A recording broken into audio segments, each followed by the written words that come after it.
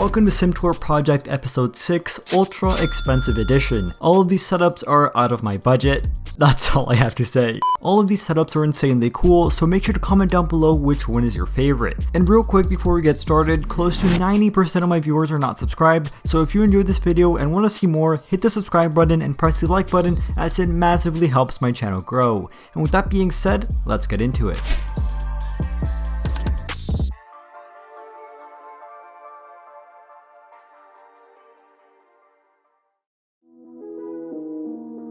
And starting off from the United States, we have Frank. Frank has been slowly upgrading his setup for around 20 years, and it has accumulated to a total cost of around $9,000. Starting with the wheelbase, he's using the Simagic Alpha Mini. Paired with that, he's got the Simagic GT4 and GT1 wheel rims, which look incredibly nice. Around the wheel deck, he's got a lot of cool gear, including a DSD Race King button box, an Audient sound amplifier, speakers, a keyboard and mouse arm which also attaches onto his chassis, and of course an H-pattern shifter and handbrake made by V&M Simulations. And that's just the start. Down below, he's got the Husingveldt Sim Pedals Ultimate Plus, which I believe features a 200kg load cell brake. Holding all of his gear, Frank is using a Rig Metal Plus sim racing cockpit with the freestanding Rig Metal triple monitor stand to hold up his triple gigabyte M27Q 144Hz 27-inch gaming monitors. Attached onto the chassis, he's also got the NRG FRP 300 seat, which I've seen several times throughout the series. One of my favorite parts about this entire setup is that Frank added LED strips underneath the chassis to give a glowing red effect, which looks surprisingly cool. I also love the smaller attention to details he's got, such as a cup holder on the side of his rig, along with a headphone holder underneath it, a mouse plate on his right hand side, a microphone hung up from a boom arm, and a pair of dedicated Sparko racing shoes. Finally then, powering all of this, Frank's got a custom-built PC with an RTX 3080, an i9-9900K, and 32GB of RAM, all housed in a Thermaltake Core V21 case. An absolute monster of a PC to say the least. Frank, congratulations on your setup and thank you for submitting.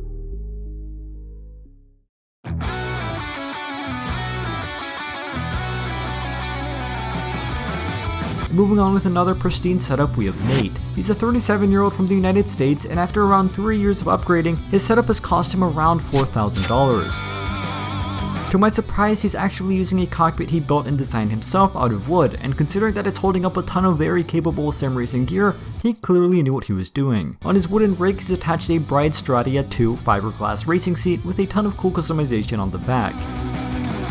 He's rocking the 8mm Fanatec CSLDD wheelbase along with the Fanatec BMW GT2 and McLaren GT3 rim, which seems to not have the McLaren logo on it. Can't blame you, I'm not much of a McLaren fan myself. On top of the wheelbase, he's got a smartphone serving as a digital dash display, and upon closer inspection, you'll also see he seemed to add some carbon fiber weave patterns onto his wheelbase. On his right hand side, he also has a lot more cool gear, including the Fanatec Clubsport Shifter V1.5 with an aftermarket rally or carbon fiber knob, the good old Clubsport handbrake, and a very nice DIY button box with blue toggles. He's also got a smaller DIY button box underneath his wheel plate because why not? Talking about underneath, that's where he's got the Husingveldt Sprint pedals, which he managed to secure in place with screws onto his wooden rig. Now that's the power of the Home Depot. As per his display, he's using a 65-inch Vizio 4K TV, although he's planning on upgrading to triples when he gets more space. Talking about space, that was a big concern for Nate throughout the creation of his rig, which is why he designed it to be very mobile. Not only can he easily move it around, but he's also secured every cable with sleeves and made it as modular as possible to fit the constraints of his room. Since he streams on Twitch, he's also got a bunch of streaming gear like webcams, a microphone on a boom arm, and several lights. Talking about lights, he also placed LED strips underneath his rig for that glowing effect. Finally, his PC is custom built inside the Cullinan MX case and has an EVGA RTX 27, Intel i9-9900K, and 32GB of RGB Corsair Vengeance RAM. Nate, thanks for sharing your setup and keep up the good work.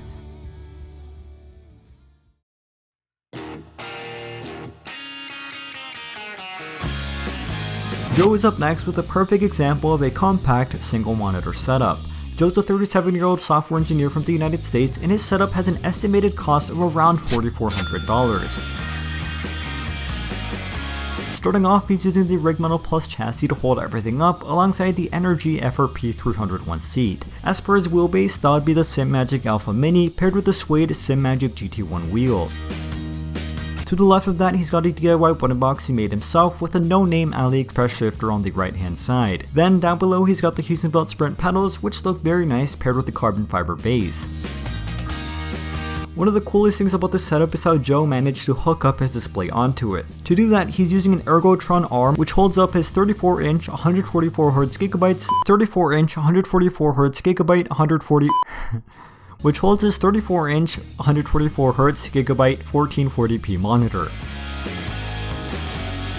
Finally, powering all of this, Joe's got an RTX 3060 XC, a Ryzen 5 3600, and 16GB of DDR4 RAM. Again, a big fan of the compact size and high functionality of this rig. Thank you, Joe, for submitting.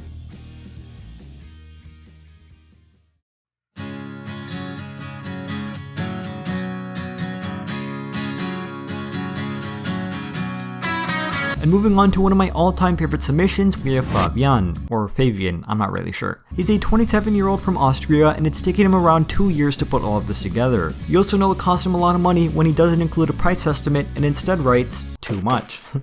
May the Lord have mercy on your soul. What? Anyway, he's got a lot of good gear to talk about, so let's start with his wheel. Fabian's rocking a VRS Direct Force Pro alongside the Paul Seimer F74 LED formula style wheel rim and a much less expensive AliExpress round wheel with 3D wrap shifters. He also seems to have a smartphone attached on top of his wheelbase to serve as a digital dash display.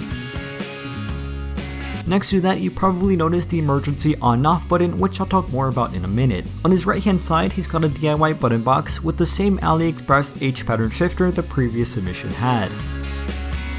Fabian also has a lot of small 3D printed mods to increase the functionality of his rig. For example, a headphone holder, a cup holder which holds up his sim racing gloves, and a keyboard holder to the side of his chassis. Down below, you probably noticed the DC Sim Racing DC3 pedal set, which I've never heard of, but certainly looks like a high quality bit of gear. Behind those pedals is where he's attached one of two butt kickers, and for ultimate immersion he's using a DIY motion platform which is inspired by the SFX 100 motion system. Take a look at it in action.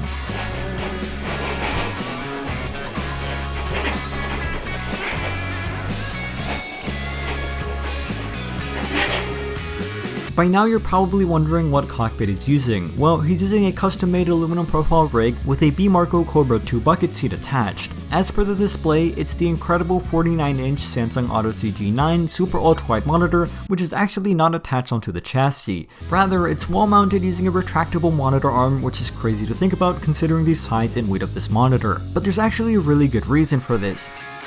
You see, the entire sim racing cockpit is built to be as mobile as possible, with nearly all cables routing back and plugging into the power bank behind the seat. Moreover, it's wired in a way so that the whole rig with everything on it powers on and off via the emergency stop button I previously mentioned. Fabian designed the whole rig so it can lower onto a rollerboard and can be wheeled away into storage. The monitor can then be pushed back and it all transforms into your usual desk setup.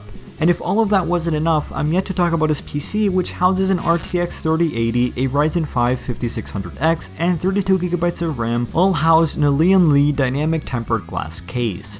Fabian, congratulations, you're winning at life, and thank you for submitting.